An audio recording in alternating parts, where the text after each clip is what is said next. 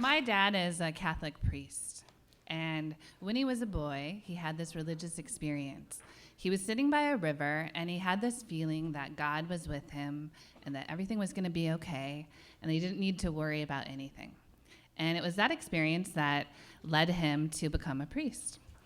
So later on, when he was a priest, he met my mom, and he fell in love with her, and he changed his plans a little bit. And they got married, and I came into the world, but he never gave up being a priest. And this was kind of a problem in my town, which was a small town. And there was one main cathedral in the town, and our family wasn't really very welcome there. So we ended up going to this small little church, kind of a little misfit church on the edge of town, for people who didn't feel comfortable in the big cathedral or who had other reasons for sort of hiding from that. So we were a part of that, as were many others. And one day, when I was about 13, there arrived a new member into our fold. Her name was Coletta, and she had been a nun. And after being a nun, she had been a clown. She had moved to Denver, and she had gone to clown school, and she had been a street mime for a while. And then that hadn't worked out, or I'm not sure. She moved back home to Rapid City to be with her family. And after church one day, there was an announcement. Anyone who wants to be a part of a clown ministry group should come to a special meeting. Coletta was going to start a Clowns for Christ group. And when I heard this, I thought, awesome. I didn't know what a Clown for Christ was, but I was interested. And so were all of my 4 brothers and sisters. So I should say that at this point, I had just started middle school. And in elementary school, I had been the kind of person that liked to dress up in weird costumes and perform little skits I made up. But I just started middle school, and it was different.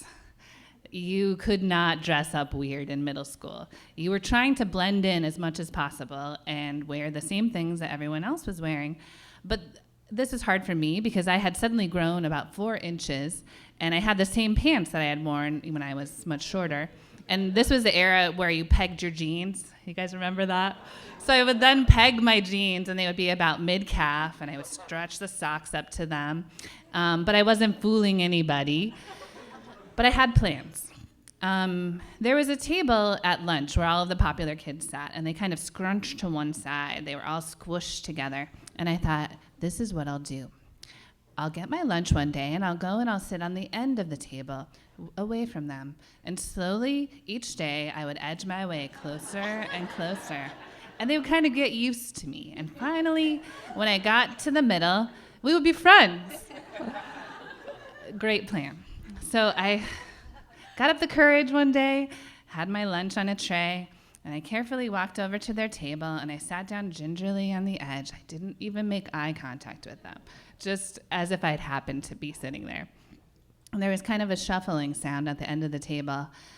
And then every single one of them stood up and moved away from the table and left me sitting there by myself on the end of the table.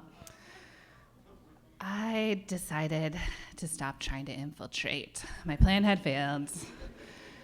I was not going to be one of them. I changed my plan. I was going to hide from them. So the next day, I carried my tray down the hall to the bathrooms, and I sat in a bathroom stall, and I ate my lunch. It was okay, you guys.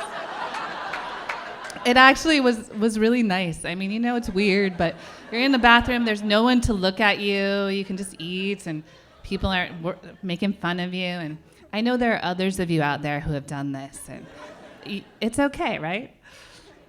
So by day, I was hiding out in middle school, and by night, actually on the weekends, I was a clown for Christ. So how do you become a clown for Christ? Well, Coletta knew all about it. She taught us how to do the makeup. It was layers of grease paint, powder. We each had our own designs. We came up with our own costumes. I wore a giant pair of men's overalls and my dad's shoes, an old Hawaiian shirt. And I patched it up a lot, and I named myself Patches. And there's some rules, too, if you're a Christian clown. The first rule is you cannot talk. And that's not like a Christian thing. It's just like a mime thing. And the second rule is that you let the Spirit move you, the Holy Spirit. So we would do clown walks at the local Walmart. That was our main thing. We would go to Walmart and we would just be kind of weird as clowns. And I loved being a clown. You know, everyone knew you were weird and you were doing it, but they kind of wouldn't look at you because they were like a little freaked out. They were just like trying to get their groceries, but you were doing weird stuff off to the side. And we would also do skits sometimes after church that were very poorly attended. My parents were always there, though. And then one day, Coletta came to our clown troupe meeting, and she's had an announcement. The Pope was coming to the United States. This is Pope John Paul IV, for all of you who know the popes.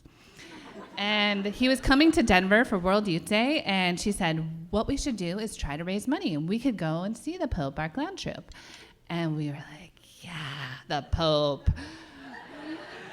The Pope. He's the guy, you know? He's the guy that God talks to, and then it kind of filters down to everyone else.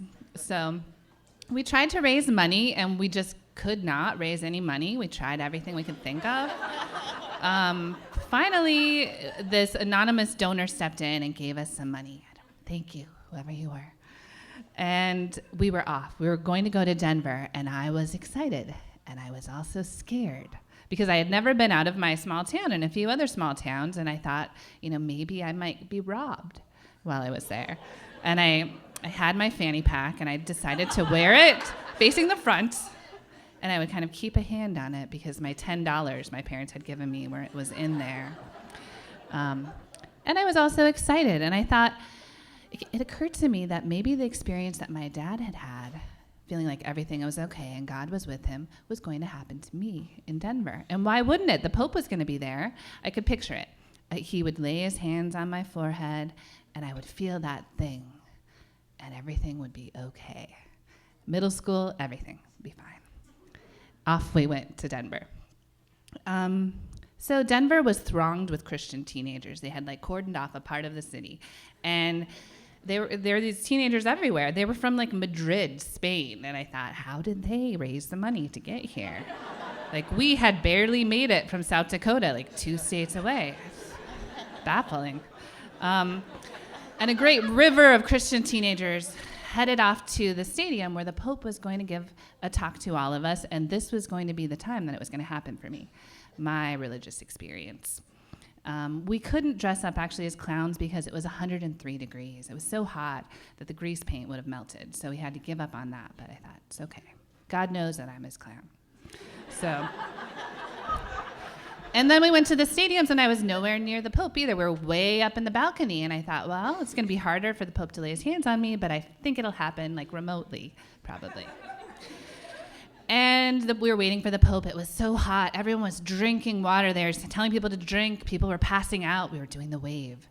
And the Pope finally appeared, and he was very small and white, and he was encased in a Pope-mobile, and he was moving along, and I was just like focused on him with all of my mind's strength. I was like, watch him, keep him in my gaze.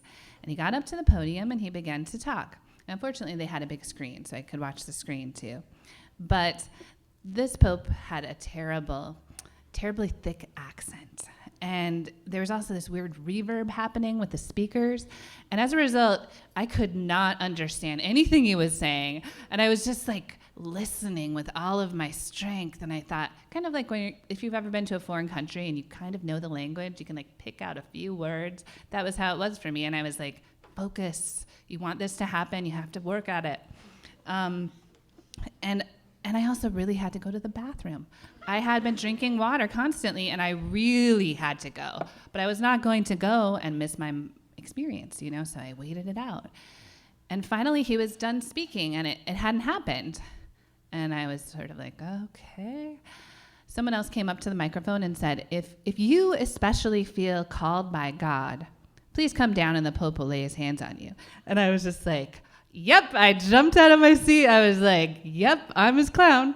I'm coming down. And then he said, if you are a young man who feels especially called by God to be a priest, that was what he had meant, you may come down.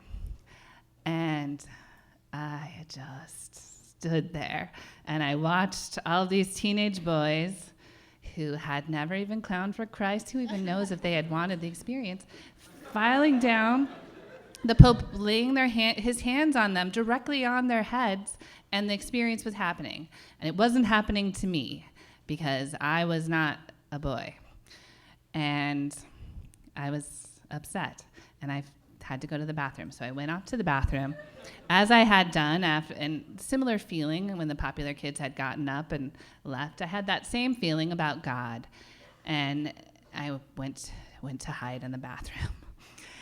And I got to the bathroom stall and closed the stall door, and I felt really angry and really upset, and I cried a little bit, as I had also done in middle school. And I thought, you know what? God is a jerk. He is a jerk. He's just like those kids. He's not going to accept me because I'm weird or a girl or who knows. And you know what? I'm not going to be his clown anymore. And that'll show him. And as soon as I thought that, I was like, a part of my heart just sunk. And I was like, but I love to be a clown. And then I thought, you know, I can still be a clown. I'll still be a clown. I'll still be in Clowns for Christ, but I'll do what they do. But in my heart, I'll be a free agent.